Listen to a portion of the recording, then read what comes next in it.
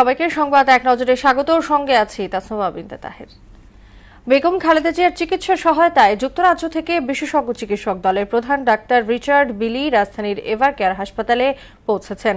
বর্তমানে বিএনপি চেয়ারপারসনের শারীরিক অবস্থা স্থিতিশীল থাকলেও তার উন্নত ও সার্বিক চিকিৎসা নিশ্চিতে যুক্তরাজ্য ও চীন থেকে দুটি বিশেষজ্ঞ চিকিৎসক দলকে আমন্ত্রণ জানানো হয়।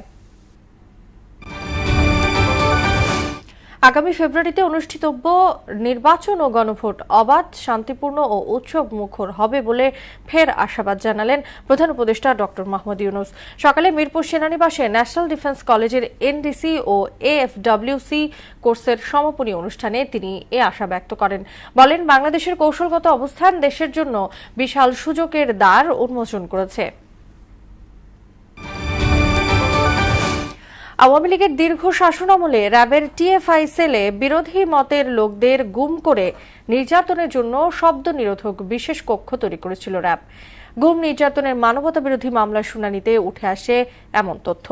এদিন শেখ হাসিনার পক্ষে আইনজীবী জেড.আই খান পান্নাকে তলবের পর আদালতে নিঃশর্ত ক্ষমা চান তিনি। সহকারী শিক্ষকদের আন্দোলনে রুদ্ধশ্বাস পরিস্থিতি তৈরি হয়েছে সরকারি প্রাথমিক বিদ্যালয়ে। শিক্ষা অফিসের সহায়তায় একাই পরীক্ষা নিতে বাধ্য হচ্ছেন প্রধান শিক্ষকেরা। এতে অভিভাবকদের মধ্যে দেখা দিয়েছে উদ্বেগ।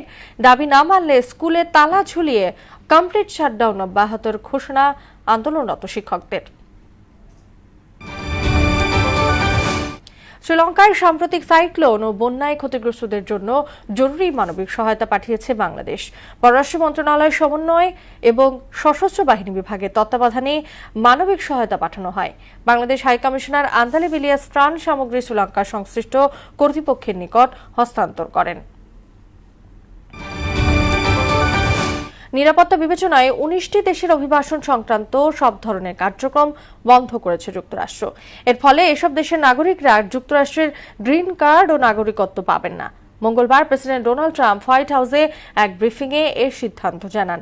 জাতীয় নিরাপত্তা ও সাধারণ মানুষের সুরক্ষার কথা বিবেচনায় এই পদক্ষেপ নেওয়া হয়েছে। আইসিসি টি-20 বোলারদের র্যাঙ্কিংয়ে 2 ধাপ এগিয়ে 8 নম্বরে উঠে এসেছেন মোস্তাফিজুর রহমান।